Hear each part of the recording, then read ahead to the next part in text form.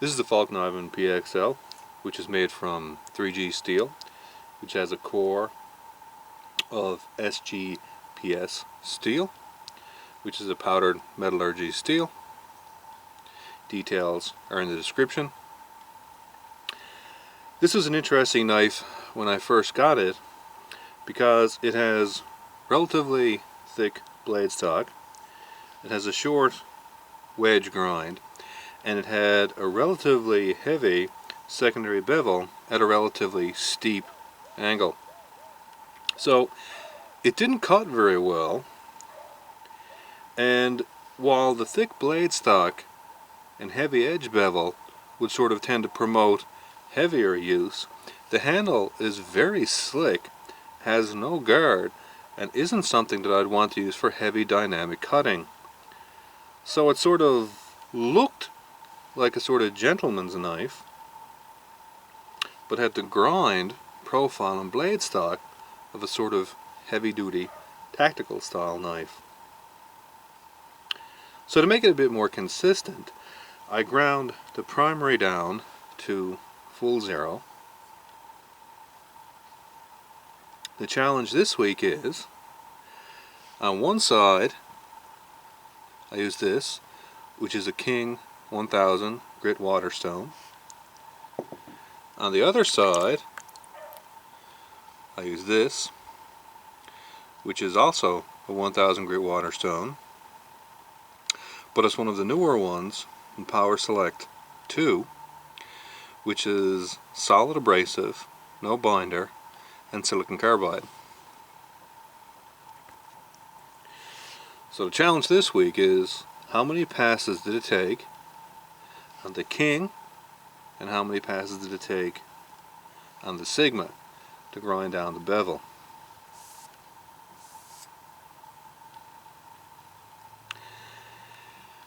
Now,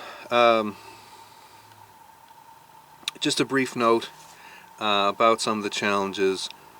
I'll put this out there because a few people know about it, because I've sort of mentioned it, and just to make it a bit fair, all of the challenges have so-called dark prizes. That means it's not announced what the prize is.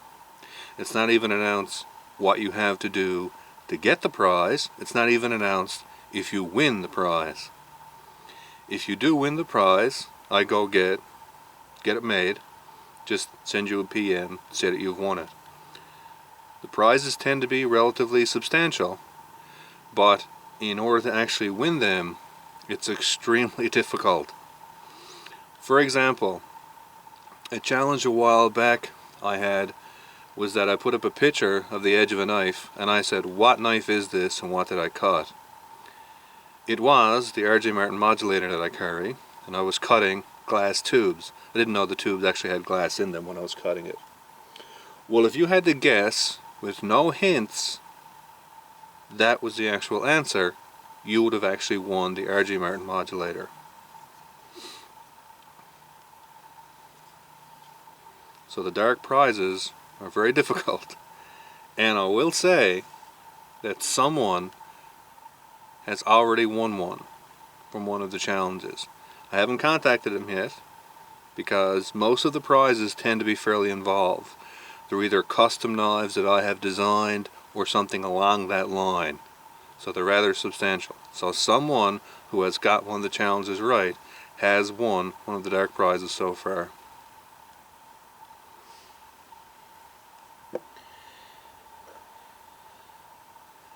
Just as a brief note about consistency of design, because someone asked me a question recently, is it possible to have a knife that isn't optimal in all respects but is still a consistent design? And they were just sort of talking about consistency versus performance and function. And it's a very good question, and I'll just use this as an example. This is a Victorious from CKC or Kylie Harris. It's an extremely consistent design. The handle, however, doesn't have ideal ergonomics. Now, if you look at it, the reason for that is because the slabs are extremely thin. Even though they're very well rounded, it's two very thin slabs. So if you take this knife and you press relatively hard into something, you get high pressure points along the slabs. So again, the grip ergonomics are not ideal for heavy cutting. But if you look at the blade, it has a relatively thin blade. It has a full height grind. You can almost not even see the secondary edge bevel. So it cuts exceptionally well. So in general, you need very little force when you're doing cutting with it. It's made for precision type cutting where it's more about control than brute force. So the handle ergonomics are very well designed, consistent with the use of the blade. The exact same handle would be horrible if this had twice as thick blade stock with a very short saber grind and a relatively thick and fat edge where you had to put tremendous amount of forces to make it cut. The exact same handle then would be inconsistent and a poor design. So consistency in design is not necessarily about the quality or raw performance of the execution, but it's more about how all the design elements fit together. This is an extremely consistent design.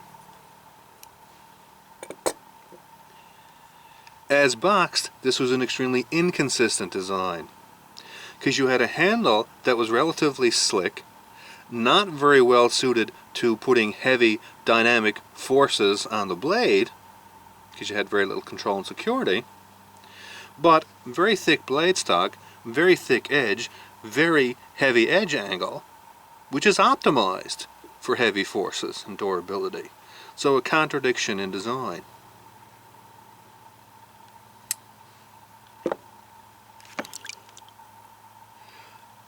Initial use of the Sigma stones, very positive from the little use that I've had on them. I've got several of them, and I'll probably be picking up a few more if they all sort of perform like this one does. But very impressed with the 1000 so far. Cuts relatively fast, wears relatively slowly, relatively resistant to gouging and denting. And the only real downside to it, which is true of a lot of the coarser or more open water stones, is that water simply goes straight through it. So if you pour water on the top and you start sharpening, that goes straight through, and in about 30 seconds you need to wet the top again, or basically it dries out and you don't get very nice cutting action.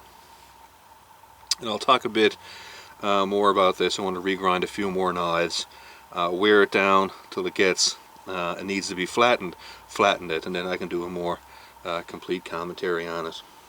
And I've been mainly comparing it to the 1000 King, which is sort of the journeyman waterstone. They're very inexpensive, they're available anywhere, and while most people don't have a lot of positive things to say about them, mainly because they go out of flat really quickly.